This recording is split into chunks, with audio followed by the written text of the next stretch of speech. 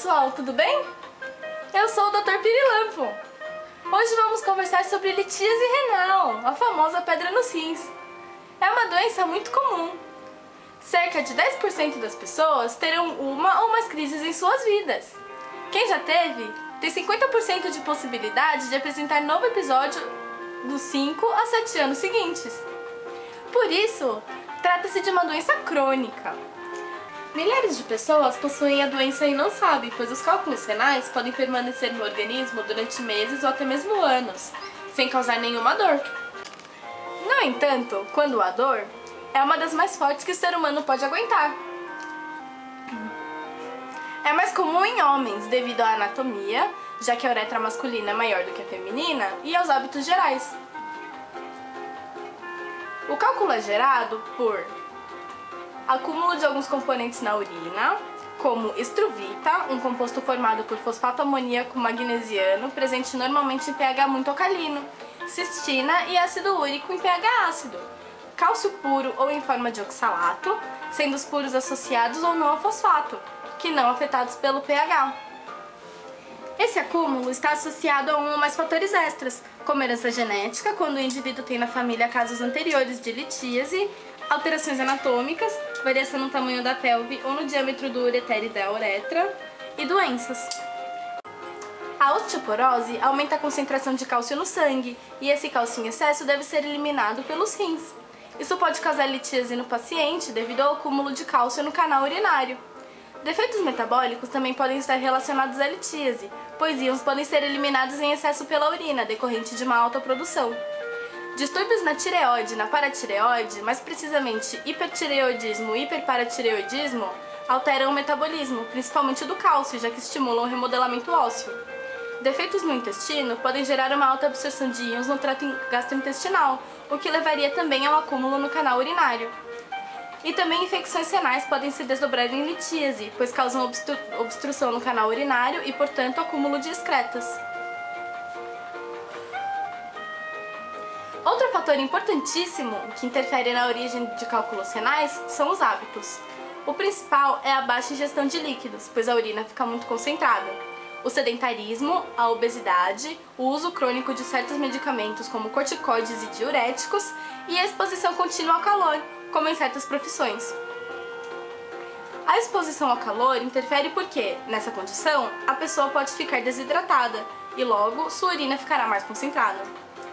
Então, a combinação desses fatores, em proporções distintas, gera a nucleação e agregação de certos componentes da urina, seguida de um crescimento do cristal formado, que por fim precipita, formando o cálculo renal. Essa precipitação pode ocorrer em diferentes regiões anatômicas do sistema urinário. Pode ser na região dos cálices renais, da pelve renal, ou ambas, chamada litíase coraliforme. Também pode ser na região ureteral, vesical ou uretral. Clodoaldo, põe na tela! Nessa imagem, podemos observar cálculos na região coraliforme. Os sintomas são proporcionais ao tamanho do cálculo e à sua localização. Quanto maior for a pedra, maiores serão as complicações. O sintoma mais comum é a dor intensa no dorso ou no abdômen inferior, causada pela movimentação do cálculo. O movimento pode gerar irritação e obstrução no trato urinário. Com o fluxo obstruído, pode ocorrer infecção na região e refluxo da urina para o rim, causando hidronefrose e, consequentemente, lesão renal. A dor intensa pode gerar náuseas, vômitos e até febre. Outros sintomas são presença de sangue na urina e desejo frequente de urinar, principalmente quando o cálculo passa pelo ureter. O diagnóstico deve ser feito de maneira eficiente, a fim de aliviar a dor do paciente.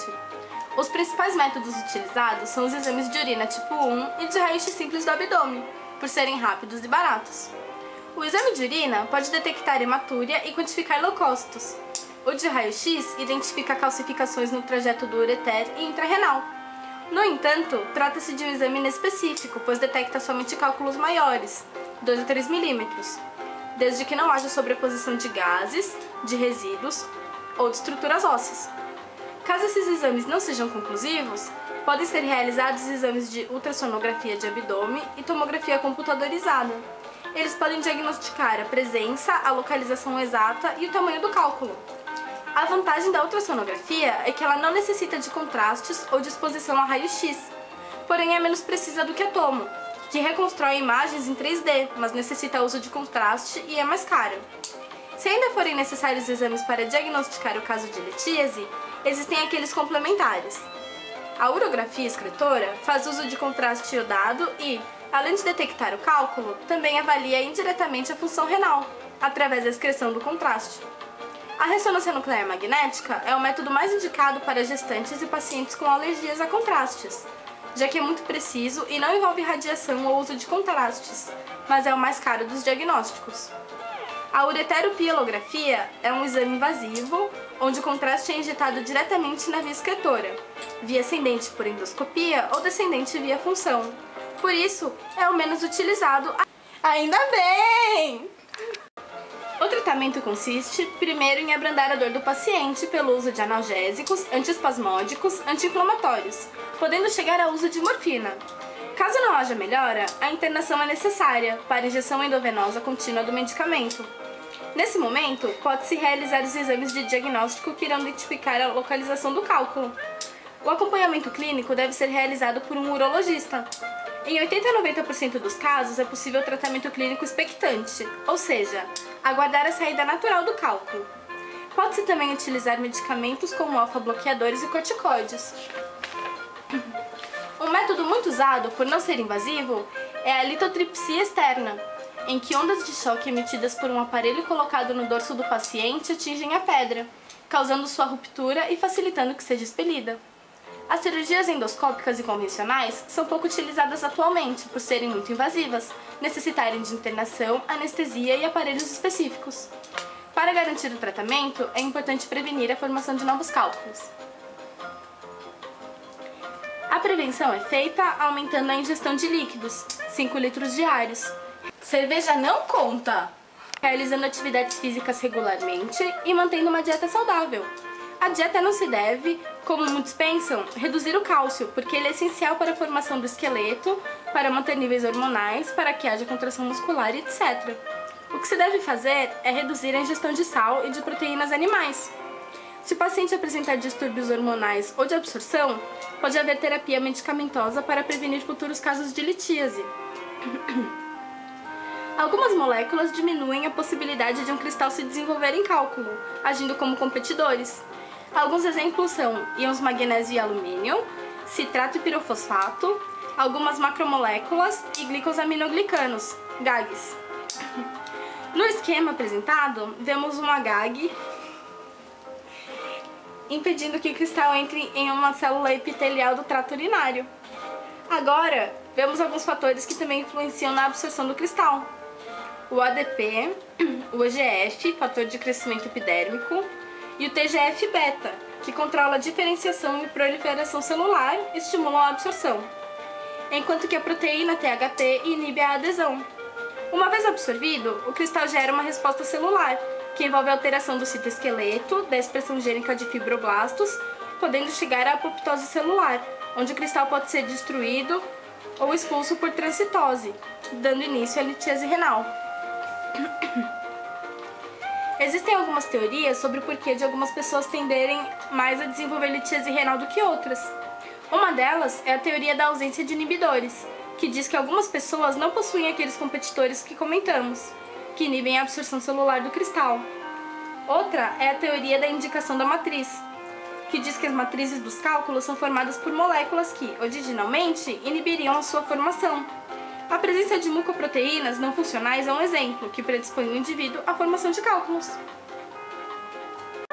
Então é isso, pessoal. Muito obrigada. Até a próxima. Tchau!